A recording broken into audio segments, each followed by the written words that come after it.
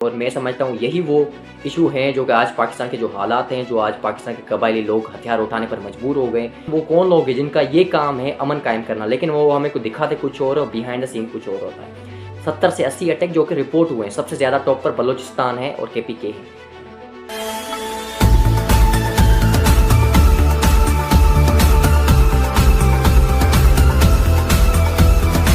बिस्मिल्लाहिर्रहमानिर्रहीम, अस्सलाम वालेकुम। उम्मीद करता हूँ आप सब खैरियत से होंगे। मेरा नाम अशफाक अली है और आज की इस वीडियो में हम एक अहम इशू को डिस्कस करेंगे जो कि पाकिस्तान की सिक्योरिटी के रिलेटेड है। और मैं समझता हूँ यही वो इशू हैं जो कि आज पाकिस्तान के जो हालात हैं, जो आज पाकिस्तान के कबायली लोग हथियार उठाने पर मजबूर हो गए, जो आज पाकिस्तान के लोगों के बीच में एक दूसरे के लिए नफरत है, चाहे सिंधी हो, पंजाबी हो, पठान हो, बलोच हो, यही सबसे बड़ी वजह है। सिर्फ पाकिस्तान, दुनिया के किसी भी आप माशरे में, दुनिया के किसी भी मुल्क में चले जाए, अगर वहाँ की सिक्योरिटी, अगर वहाँ पर अमन नहीं है, वो मुल्क हमेशा तबाह और बर्बाद हुआ है।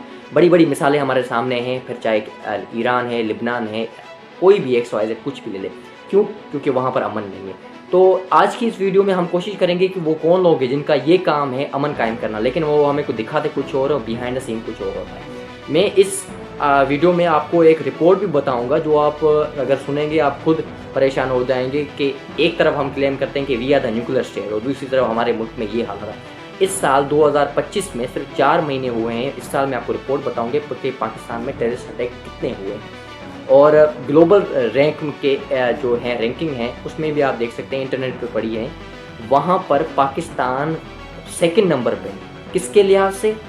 वो मुल्क जहाँ पर टेररिस्ट अटैक सबसे ज़्यादा हुए इस साल 4 महीनों में, पाकिस्तान सेकंड नंबर पे, एक अफ्रीका का मुल्क है।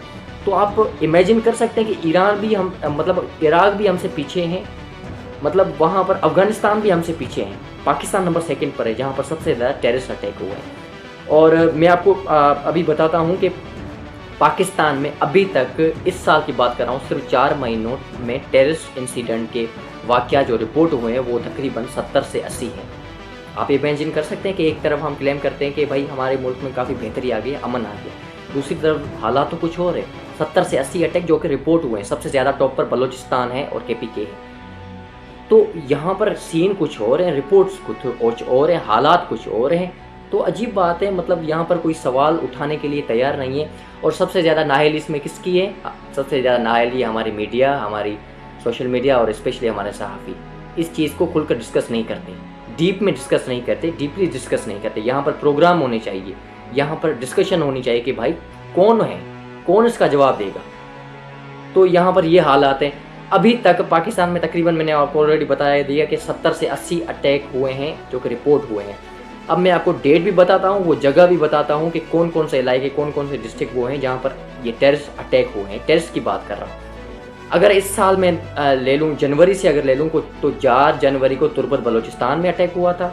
9 जनवरी को किला लकी मरवत डिस्ट्रिक्ट KPK में वहाँ अटैक हुआ था। 16 जनवरी को कुरम डिस्ट्रिक्ट KPK में वहाँ अटैक हुआ था। 28 जनवरी को किला अब्दुल्ला डिस्ट्रिक्ट बलूचिस्तान में वहाँ अटैक हुआ था।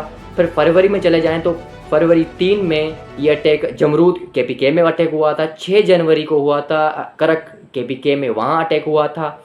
14 फरवरी को हरनाई मेरे ख्याल में बलूचिस्तान में, वहाँ अटैक हुआ था। 17 फरवरी को कुरम डिस्ट्रिक्ट वहाँ अटैक हुआ था। 18 फरवरी को कुरम डिस्ट्रिक्ट फिर वहाँ अटैक हुआ था। फिर 21 फरवरी को करक डिस्ट्रिक्ट, ये भी मेरे ख्याल में KPK के इलाके है, वहाँ अटैक हुआ था। फिर 23 फरवरी को डेरा इस्माइल खान डिस्ट्रिक्ट में वहाँ अटैक हुआ था, ये भी KPK में आता है। 24 फरवरी को बाग, ये भी KPK का इलाका, वहाँ अटैक हुआ था। फिर अगर मार्च में चले जाए तो मार्च में आप सबको पता है कि कहाँ एक बड़ा वाक़या हुआ था जाफ़र एक्सप्रेस का, जो कि जाफ़र एक्सप्रेस वो ट्रेन है जो कि पाकिस्तान की सबसे ज़्यादा लॉन्गेस्ट चलने वाली ट्रेन है, जो कि कोयटा बलूचिस्तान से अपना सफ़र तय करती है और तकरीबन KPK जो पेशावर है वहाँ तक अपना सफ़र तय करती है। मैंने यहाँ पर इसको एक्सप्लोर किया है, यहाँ पर इनको इस ट्रेन को सफ़र तो नहीं किया, लेकिन ये सबसे ज़्यादा पाकिस्तान की लॉन्गेस्ट चलने वाली ट्रेन है और 4 सूबों में चलती है, 4 सूबों को ये कवर करती है। और यहाँ पर इंसिडेंट आपको पता है कि 11 मार्च को हुआ था, जहाँ पर तकरीबन 550 मुसाफिर थे FC और मिलिट्री जवान को लेकर। और यहाँ पर ये क्लेम किसने किया था? ये BLA ने किया था, Baloch liberation army. Baloch liberation army के मुतल्लिक़ आपको एक थोड़ी सी क्विक इन्फॉर्मेशन दे दूँ कि ये एक टेररिस्ट ऑर्गेनाइजेशन है जो कि बलूचिस्तान में है, और इसकी टोटल मिलिट्री मेरे ख्याल में तो अगर ज़्यादा तादाद की बात करूँ तो 4 साढ़े 4-5 हज़ार से ज़्यादा ये नहीं होंगी।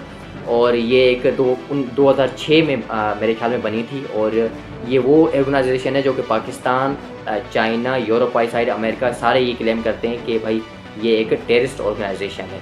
और ये मतलब कि मैं अगर सवाल करूं तो ये कौन सी जंग है जो कि हम 70 साल से नहीं जीत पाए। भाई हमारा इतनी बड़ी हमारी सिक्योरिटी है, इतनी बड़ी हमारी, ऐसे समझो कि हम पावरफुल स्टेट है, ये छोटी सी ऑर्गेनाइजेशन, टेररिस्ट ऑर्गेनाइजेशन हम कंट्रोल नहीं कर सकते। ये कौन जवाब दे है? कोई मुझे अगर बता सकता है तो बेशक बता दे, कमेंट्स में भी कोई आम बता भी बता दे। और दूसरी बात ये कि यहाँ पर इतने बड़े अब सिस्टम हुए हैं, इतने बड़े टेररिस्ट अटैक हुए हैं, कौन इसके ज़िम्मेदार है? गवर्नमेंट मुझे बता सकती है, एस्टेब्लिशमेंट मुझे बता सकती है कि भाई हम कहते हैं कि हमारे मुल्क में फ़लस्तीन के लिए आवाज़ नहीं उठाई जाती। कैसे उठाएंगे जब हमारे मुल्क में खुद ये हालात हैं?